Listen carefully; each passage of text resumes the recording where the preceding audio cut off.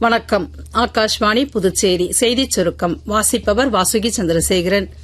நாடாளுமன்ற மழைக்கால கூட்டத்தொடரில் ஆபரேஷன் சிந்தூர் குறித்த சிறப்பு விவாதம் மக்களவையில் இன்று நடைபெறவுள்ளது என்று நாடாளுமன்ற விவகாரங்கள் துறை அமைச்சர் திரு கிரண் ரிஜிஜு தெரிவித்துள்ளார்.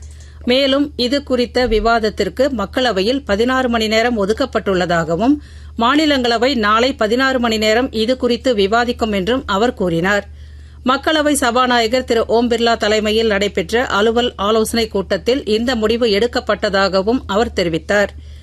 இந்தியா தனது இறையாண்மை தாக்கப்பட்டால் எவ்வாறு பதிலளிக்கும் என்பதை ஆபரேஷன் சிந்தூர் உலகிற்கு நிரூபித்துள்ளதாக பிரதமர் திரு நரேந்திரமோடி கூறியுள்ளார்.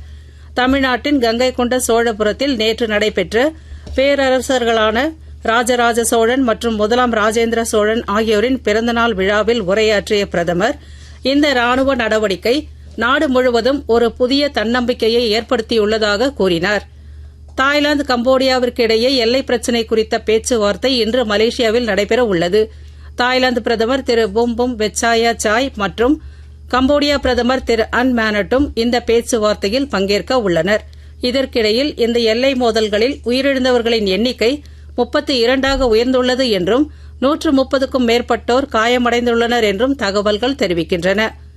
புதுச்சேரி வில்லியனூர் துணை மின் நிலையத்தில் பராமரிப்பு பணிகள் மேற்கொள்ள இருப்பதால் இன்று காலை 10 மணி முதல் மாலை 5 மணி வரை வில்லியனூர், ஆரியபாளையம், கோட்டைமேடு, சேந்தனத்தம், சுல்தான்பேட், பிருந்தாவனம் நகர் மற்றும் அதனை சார்ந்த பகுதிகளில் மின்தடை ஏற்படும் என்று மின்துறை அறிவித்துள்ளது. இந்தியா இங்கிலாந்து அணிகளுக்கிடையே இங்கிலாந்தில் உள்ள ஓல்டு டிராஃபோர்டில் நடைபெற்ற ஆண்டர்சன் டெண்டுல்கர் டிராபிக்கான 4வது டெஸ்ட் கிரிக்கெட் போட்டித் தொடர் டிராவில் முடிவடைந்தது. இத்துடன் இந்த செய்திச் சுருக்கம் நிறைவு பெறுகிறது.